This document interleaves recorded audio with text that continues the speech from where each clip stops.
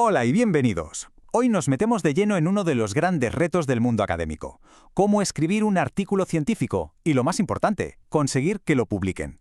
Con la guía de la doctora Frangelit Suárez vamos a desmenuzar todo el proceso, desde que surge la primera idea hasta que por fin vemos nuestro trabajo impreso en una revista.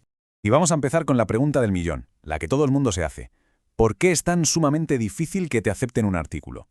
Las tasas de rechazo son altísimas y es una fuente de frustración constante para cualquier investigador. Pero, ¿y si la respuesta no es la que esperamos? Para que todo quede clarísimo, aquí está nuestra hoja de ruta. Primero, analizaremos el desafío de publicar. Luego, iremos a la esencia. ¿Qué es y qué no es un artículo científico? Descifraremos juntos esa estructura universal llamada IMRDI. Y para rematar, veremos las claves, los errores más comunes y una buena conclusión para tener éxito. Muy bien, primera sección, el desafío de publicar. Porque para superar este reto, lo primero es entenderlo de verdad. La clave del rechazo casi nunca está en lo que se ve a simple vista, sino en la raíz del problema. Y aquí tenemos una de las confusiones más grandes y más extendidas. Se tiende a pensar que publicar depende de escribir bonito, de tener una prosa espectacular, pero la realidad es muy distinta. En el mundo de la ciencia, lo que cuenta, lo que los revisores buscan con lupa, es el rigor y el método. La ciencia necesita una base sólida como una roca, no adornos literarios. Vamos con la segunda parte, la esencia de un artículo. Antes de ponerse a teclear, es absolutamente fundamental tener claro qué es ciencia, y por lo tanto, qué define un artículo científico. Y sobre todo, qué no lo es. Fijaos bien, porque esto es clave para entenderlo todo. Un simple informe técnico no es un artículo, una monografía tampoco, y por supuesto, una opinión personal, por muy fundamentada que parezca, no es evidencia científica. El factor que lo cambia todo, la línea que separa un texto de otro, es el rigor científico. Entonces, ¿qué es exactamente eso del rigor científico? Pues es un proceso que se apoya en 4 pilares. 1. Una metodología válida. 2. Que se pueda reproducir, que otros puedan seguir los mismos pasos. 3. Un análisis que vaya más allá de la superficie. Y 4, y quizá el más importante, el uso de evidencia que se pueda comprobar. Sin esto, sencillamente, no hay ciencia. Perfecto. Con el concepto de rigor ya claro, pasamos a la arquitectura del artículo. Y aquí entra en juego el modelo IMRID. Ojo, que esto no es una sugerencia, ¿eh? Es el plano universal, el lenguaje común que permite que la ciencia se comunique de forma clara y lógica en cualquier parte del mundo. Las siglas lo dejan bastante claro. Introducción, metodología, resultados y discusión. Este es el esqueleto que sostiene toda la investigación y que guía al lector a través de nuestro trabajo de una forma ordenada y sobre todo comprensible. Y ahora a lo práctico. Cuarta sección, construcción del artículo. Con esa estructura IMRID en la cabeza, vamos a meternos en faena y a construir el artículo pieza por pieza, viendo qué tiene que llevar cada parte para cumplir con el rigor que hemos comentado.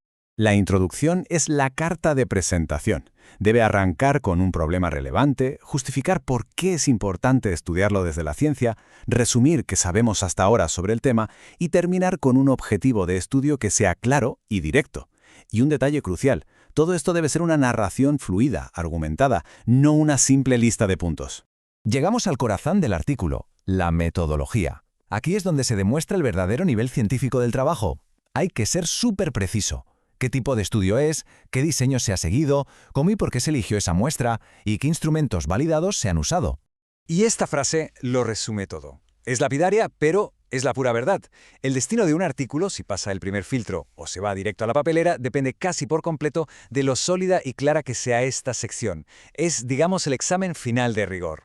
Bueno, en la sección de resultados toca enseñar las cartas, lo que hemos encontrado. Los datos, por supuesto, tienen que ser claros y estar bien organizados. Las tablas y las figuras son herramientas, no decoración. Y muy importante, no basta con soltar los datos, hay que acompañarlos de un análisis textual que les dé sentido. Aquí habla la evidencia, y solo la evidencia. La discusión es donde los resultados cobran vida. No se trata de repetir lo que ya se ha dicho, sino de interpretarlo en profundidad. ¿Qué significan estos datos? ¿Cómo encajan con lo que otros investigadores ya han publicado? ¿Qué implicaciones tienen para la teoría y para la práctica? Es el momento de la reflexión, pero siempre con un tono científico técnico. Y llegamos a la recta final.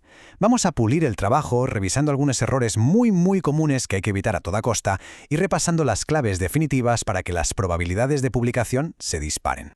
Empezamos con un error de bulto. Confundir una revisión sistemática con una monografía. A ver, no tienen nada que ver. Una revisión sistemática exige un método rigurosísimo y reproducible para buscar y analizar estudios. Una monografía es, básicamente, una descripción general sobre un tema. Son dos mundos diferentes. Y aquí va otro clásico. Pensar que se puede hacer un corta y pega de una tesis a un artículo. ¡Imposible! Son géneros de escritura totalmente distintos. La tesis es exhaustiva, es larga. El artículo es conciso, va directo al grano, tiene una estructura narrativa muy específica. Intentar adaptarla sin más es una receta para el desastre. Entonces, ¿cuáles son las claves para que todo salga bien? Pues mira, son 4. 1. Un tema relevante y que aporte algo nuevo. 2. Un rigor metodológico a prueba de bombas. 3. Una redacción que sea clara y que tenga un flujo lógico. Y 4. Algo que a veces se nos olvida, seguir al pie de la letra, pero al pie de la letra, las normas de la revista elegida. Así que, al final, la conclusión es esta. Publicar no es solo hacer buena ciencia, es una mezcla. Es la combinación de una ciencia bien desarrollada con una estrategia inteligente para comunicarla de la forma correcta y en el lugar correcto. Y terminamos con esta idea, que creo que resume a la perfección toda la filosofía que hay detrás. La ciencia no es un ejercicio de escritura creativa, es un ejercicio de demostración, que necesita una escritura apropiada para poder comunicarse. La próxima vez que alguien se siente a escribir, que recuerde esto, no está contando una historia, está presentando, justificando y comprobando la evidencia.